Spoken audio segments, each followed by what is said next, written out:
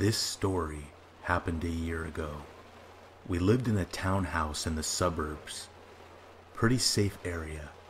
There had been some robberies a couple blocks away, but they weren't common, and I felt pretty safe walking home alone at night. So one weekend, my boyfriend's brother Marshall and his girlfriend Amy and her brother Curtis were visiting. We were all just gonna chill, have a couple drinks, play video games, and relax. My boyfriend had his LSATs, and after months of hard studying, he wanted to just relax before the exam. Unfortunately, I ended up getting very sick. It was the worst flu that I've ever had. Extremely high fever, nausea, headache, body aches, and all that good stuff. Of course I didn't want to stop my friends from having a good time, so they came over anyways, and I just stayed in my room. They went out to eat before they came over, so I was in bed alone, watching TV. I felt like I was dying. I slept on and off. At about 4 p.m., I heard the door open, and I figured they were back, but when I called out for my boyfriend, no one came. Even if he was there, he probably wouldn't have heard me, but I knew that he would come check on me as soon as he came back. So I assumed that I just heard something fall, or the neighbors were making noises. So I dismissed it and went back to sleep. I remember I was sleeping on my back, and in a deep sleep, I groggily opened my eyes and thought I saw a figure move across my room. I was so heavily medicated and so sick, I didn't even fully understand what had happened and what that meant. I saw the figure, but it didn't connect in my brain that I may have seen someone. And since it was pretty dark in the room, I think part of me just thought it was the TV. Finally, at around 7 p.m., everyone came back. They were loud. Amy, my boyfriend's brother's girlfriend, was very tipsy, and she's very fun when she's drunk, so there was lots of laughter. My boyfriend came in to check on me, just like I knew he would. He brought me soup. He sat and talked about his day as I ate it. I asked him to look in the basket under the bed to get the new bottle of aspirin. We had a full-sized bed, and I had one small basket under the bed where I kept extra pill bottles, toothbrushes, shaving cream, and stuff like that.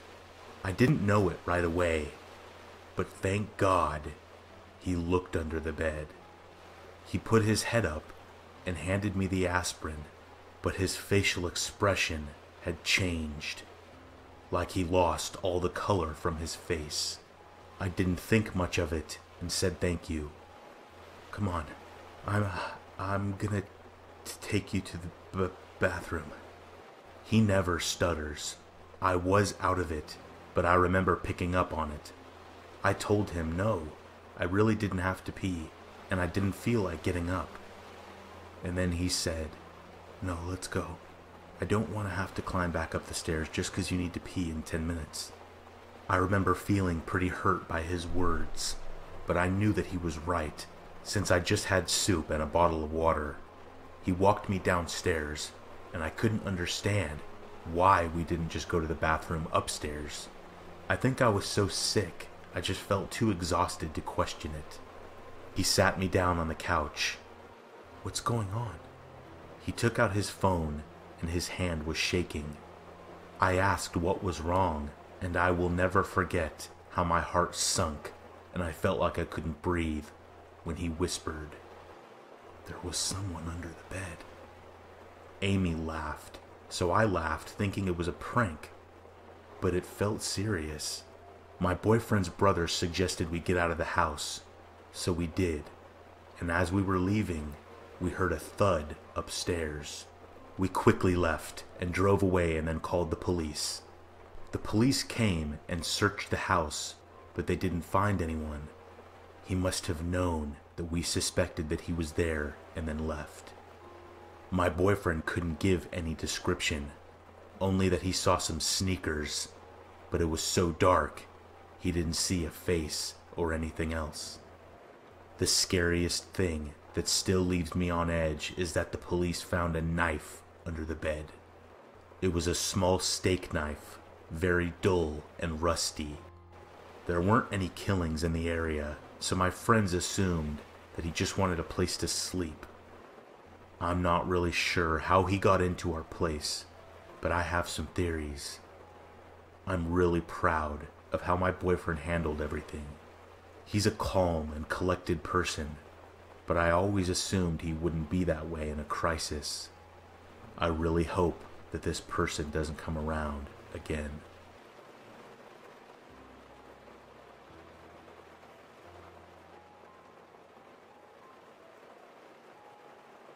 Amanda is my brother's girlfriend. At the time of this story, she was looking for her first apartment and moving out from her parents' house. Her and my brother didn't want to move in together since they only had dated for a few months. She opted instead to search for a roommate online. Browsing Craigslist, she found an ad titled something like, "Roommate Wanted, Females Only." This sort of thing was common since the area she was looking in was mostly young professionals. The listing was for a room in a house for about $225 a month, which was quite cheap compared to most places that were listed.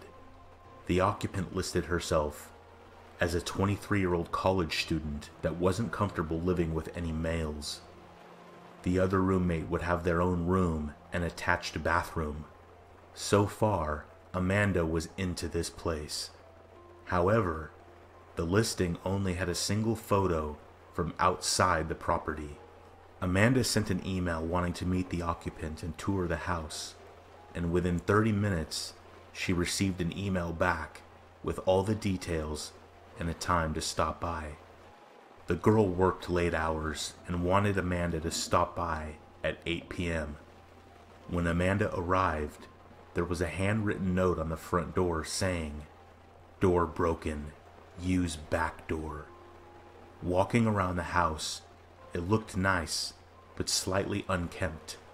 Tall grass, weeds, dusty windows, etc. When she knocks on the back door, an older man opened it. At first, Amanda thinks that she has the wrong house, but the man reassures her and says that the occupant was out and he was the landlord, and the occupant asked him to meet Amanda since she was working late. He seemed pleasant and offered to show her around. Alarms start going off, but aren't at red alert yet. First, the guy was clearly in his 40s, unshaven. Only the kitchen light was on. As they walked around the house, Amanda noticed one huge red flag. No furniture. Nothing. The landlord was polite about answering questions, but seemed irritable to keeping the lights on for too long, rushing her around and only letting her look at rooms for a few moments.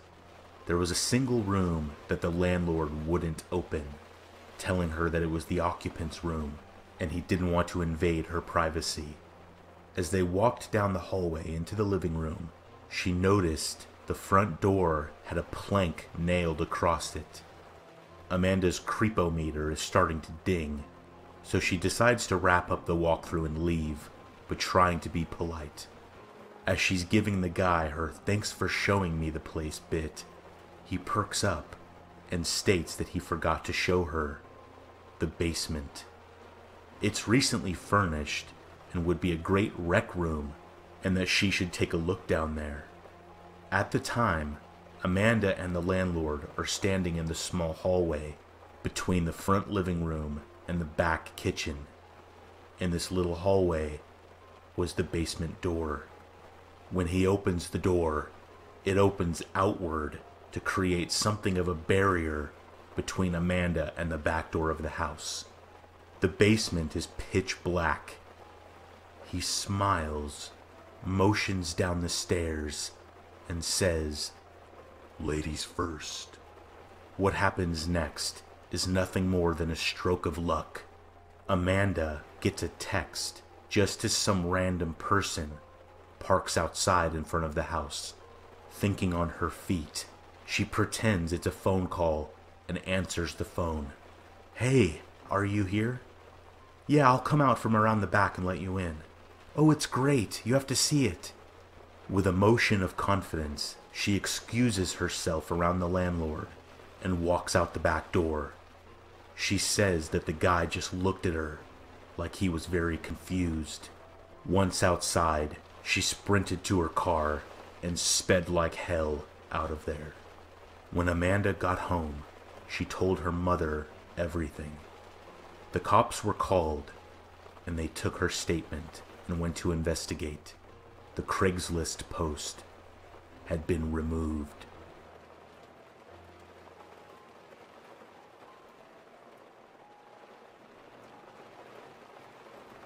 When I was really little, my parents would let me stay up late on the weekends and watch TV until I fell asleep. I really loved these times, and I would stay up later than anybody else just because I could. Well, one night I was almost asleep on the couch when I heard a noise on our front porch. It was the sound of our old-fashioned porch swing moving back and forth. I was a little scared, so I crept toward the bay windows of my living room and peeked out towards the porch. Sitting on my front porch swing was an older woman, probably in her 50s, wearing nothing but a nightgown, covered in blood, and holding a huge kitchen knife. I flipped out immediately and ran screaming into my parents' room, but was too terrified to form words. My parents saw that I was upset, but when I finally was able to tell them what I saw, my dad got really angry and told me that it was just a dream and to go back to bed. I refused and kept crying and screaming until he had had enough and snatched my arm and dragged me towards the front door to prove that there was nothing there. I kicked and screamed all the way trying to make him stop, but he kept pulling me. Finally, we got to the door. He unlocked it, swung it open, and said, "See, there's nothing To this day, I have never seen the look of fear and shock that was on his face when that woman turned and stared at both of us, and then slowly stood up with the knife. My dad slammed the door shut and got my mom to call the police while we went and got his gun. He went back to the door with a 12 gauge and cracked the door enough to stick the barrel out. He asked her what she was doing, and she said, "Somebody killed my husband, but it wasn't me." My dad told her that the police were coming, and she freaked out, grabbed the knife, and walked away. The police found her 15 minutes later, trying to break into one of our neighbors' houses. I haven't slept in the living room since.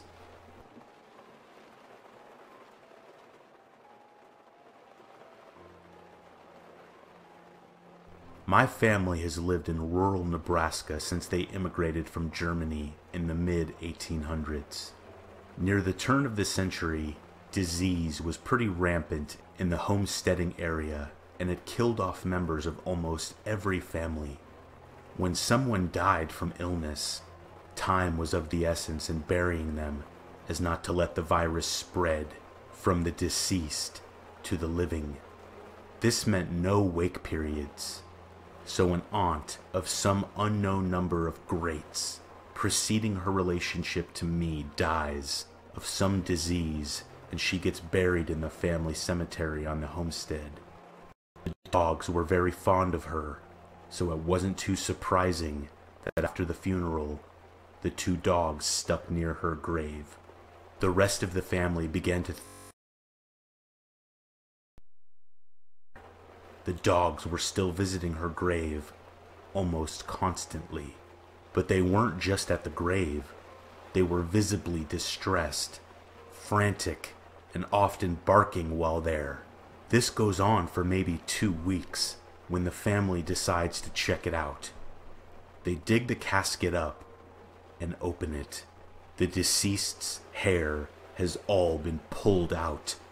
Her fingers are raw and bloody and mangled.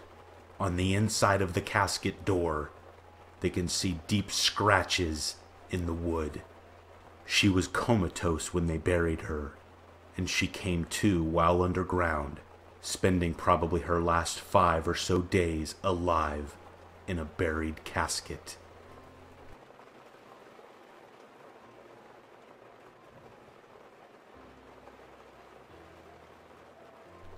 Okay, so this happened to me last summer when I was back at my parents' house during the holidays.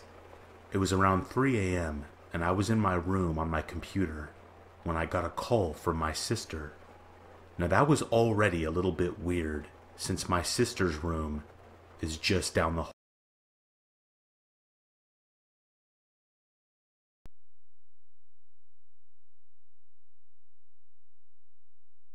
She wanted to speak with me, so I got up and went to her room.